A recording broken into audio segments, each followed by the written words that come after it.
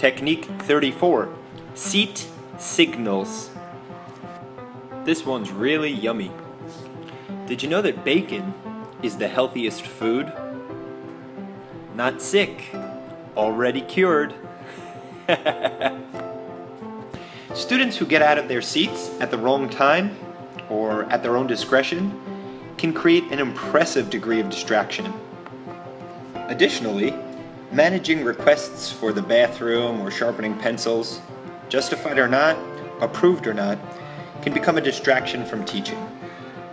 Conversations about who's next to go to the bathroom eat up precious minutes in your classroom, and they also take you out of the flow of teaching. Think about how a student whose hand is up and waving in the air, who you feel is going to ask a nice question or provide an answer to a question that you've asked, only to say, "Teacher, may I go to the bathroom, please?" Think about what that does to your momentum and train of thought. They're shot. In short, you can't afford not to develop a set of signals for common needs, especially those that require or allow students to get out of their seats. When you create your seat signal system, there's some criteria you should try and follow. The first thing that I would recommend is that students must be able to signal you from their seats. They need to make their request known without getting up. Secondly, students must be able to signal requests non-verbally.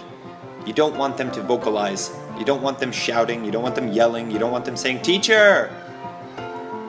Thirdly, the signals should be specific and unambiguous. Students should know exactly what to do for each request that they may have. Next, you should be able to manage both their requests and your response without interrupting your instruction.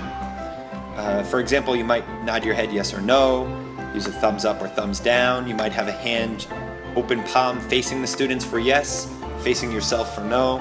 Whatever, you don't want to interrupt your train of thought.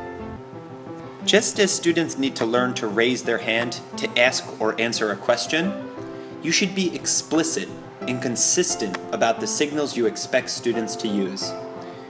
Posting them on the wall so students can see them and disciplining yourself to require them are two necessary things that need to be done before you can expect students to follow through. Respond to requests only when the proper signals are used. One of my very favorite signals is for the most commonly asked question. "Teacher, can I use the bathroom, please?" I have my students hold up their hand and cross two fingers. Since I'm an elementary school teacher, and the seasons are changing right now, I have a ton of runny noses in my classroom. Now, if I have students going back and forth from their desk to the tissue box all class, I'll never be able to get anything done. So what I do is when students need a tissue, they pinch their nose, and that lets me know that either someone farted or they need a tissue. One pencil is never enough in an elementary school classroom.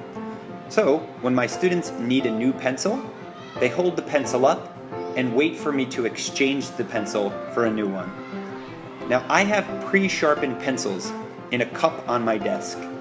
And when I see that students are holding up a broken or dull pencil, I simply go to my desk and exchange that pencil. Now, I think this is far better than having students go and sharpen them themselves. One, they're out of their seats, and two, the pencil sharpener is really noisy. Be careful with bathroom requests. If you're using a system that limits access to the bathroom, you're ensuring that you'll get emergency requests.